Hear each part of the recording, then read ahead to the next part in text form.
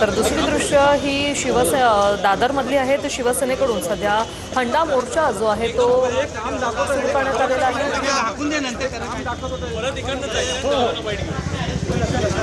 जोपर्यंत पाणी नाही तोपर्यंत संघर्ष थांबणार नाही असे फलक हाती घेऊन ठाकरे गटाकडून हे आंदोलन जे आहे ते पुकारण्यात आलेले आहे. हाती वेगवेगळे फलक घेऊन शिवसेना भवनासमोर सध्या हे आंदोलन सुरू करण्यात आलेलं आहे. ठाकरेंच्या सेनेचा एकीकडे हंडा मोर्चा तर दुसरीकडे शिंदेंकडून मुंबईतील रस्त्यांची पाहणी.